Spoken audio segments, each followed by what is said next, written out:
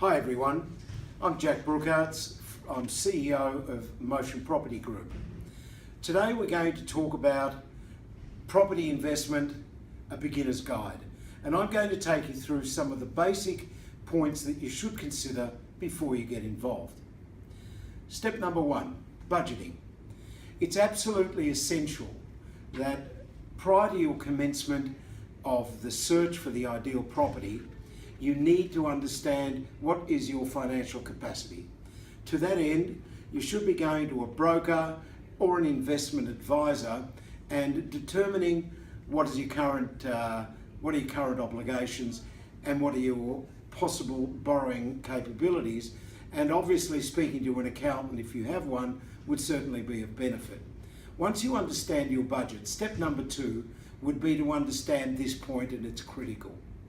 You need to invest with your head, not with your heart. Too many property investors, certainly in the early days when they're first beginning, look at a property as if they're going to occupy it themselves. The reality of the situation is your personal preferences for your own lifestyle are not necessarily what is in favour with the tenants out in the world of property.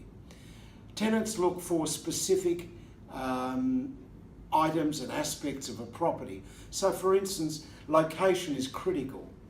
Obviously being close to public transport, close to general facilities such as cafes and entertainment districts or other specific facilities are critical to tenants.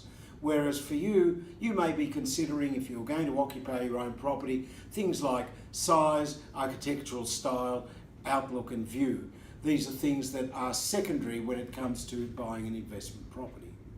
Point number three, what do you buy once you've decided on your location? You're going to buy a house or you're going to buy a unit? Well, the most important thing is once you've discovered the budget that you have, that's going to largely determine whether you're going to buy a house or a unit. Because buying a house, especially in inner suburban areas, is going to be far more pricey than buying a unit. So if your budget is around $1 million, then certainly considering a house is an option. But if your budget is limited to around about 400 or 500, then a house or an apartment or a unit is the only way to go. The other thing to consider when you're comparing houses and units, things like capital growth versus yield. Houses may often give you more capital growth than they will give you, than apartments will, but at the end of the day, the rent that you're going to get on an apartment per dollar spent, in other words, your yield, is going to be much higher. So which way do you want to go? You need to consider that. Point number four. Another very important thing to consider once you've decided on the location, your budget, and whether you're going to buy a unit or a house, and that is, are you going to buy something new, off the plan, or are you going to buy something that's established in an older type property? Well, these are the things you should look at. First of all, and it's a whole series of things, it's things like ongoing maintenance. You're likely in an older property to have to maintain that property on a more frequent basis, therefore spend more money. Your body corporate fees, well, they're starting to become uniform across the board. You may in fact be spending more or an equal amount on an older property for your owner's corporation or body corporate fees than you would on a newer property, simply because older properties may require a maintenance fund. The other things you need to consider, new or old, are things like the facilities. With newer properties, you're more likely to be able to offer your tenants better facilities. Those facilities would be modern appliances, better outlooks possibly because they're high rise as opposed to low rise, proximity to transport, possibly a gym and other aspects. Consider also from your tenant's perspective things like security. A lot of younger people, especially younger females, may consider that security is a very important issue which you are more likely to get in a newer property than an older property. And of course, finally, things like product warranties and building warranties always come with a new building as opposed to an older building which sometimes needs replacement, or these things need to be replaced. Point number 5. Always consider your ongoing costs. Once you've purchased your property, you've decided on the ideal location and the style of property, you need to consider what will be your ongoing costs. Ongoing costs which are your out-of-pockets effectively, apart from the interest component, which is what you'll be paying back to the bank, things like the council and water rates, insurance, property management fees, vacancies. Vacancies are another cost factor because obviously your property is vacant for a period of time. That's a cost that you've got to make up. And another aspect that you've got to take into consideration are things like unexpected repairs. Point number 6. Think about your tax position.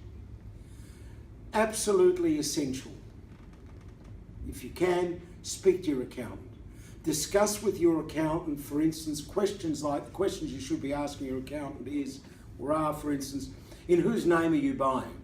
Are you going to buy in a family trust? Are you going to buy in a partnership relationship? Have you considered the possibility of taking advantage of the tax benefits that are available in a self-managed super fund? Is this something that you want to consider? Again, talk to your accountant. And take into consideration small items which will affect more a house purchase than an apartment purchase, but land tax. Does it apply to you and this property, and how much will it affect you? Point number 7, probably the last point that rounds off this entire picture, and that's property management. Consider who you appoint as your property manager. A good property manager does more than simply collect rent. A good property manager will make sure that you protect your asset by getting you the best possible rent with minimal arrears. A good property manager will get you quality tenants, will do regular property inspections, which are absolutely essential to anticipate and possibly prevent future maintenance issues. A good property manager will keep a tenant happy, and a happy tenant means they'll keep your property in good condition. Also, your property manager should be willing to represent you at owners' corporations meetings and to be able to express your view or concerns, if you have any, regarding your outgoings and the maintenance of the building. A good property manager should also give you regular feedback and should become a part of your advisory group, such as your accountants, lawyers, and others. And of course, a good property manager should be able to renegotiate and extend any leases as they approach expiry. So in conclusion, I trust this gives you a general insight as to how to enter the investment property market. Our next presentation will talk about building your portfolio towards a comfortable retirement. So remember, if you have any questions, have anything you'd like to ask me personally, just give me a call on the number below or send me an email. And if you'd like us, if you happen to be in Melbourne, you want to come in for a visit, please do so. And if you'd like some advice regarding finding a financial planner or an advisor, we can also help in that particular area. Thanks for watching.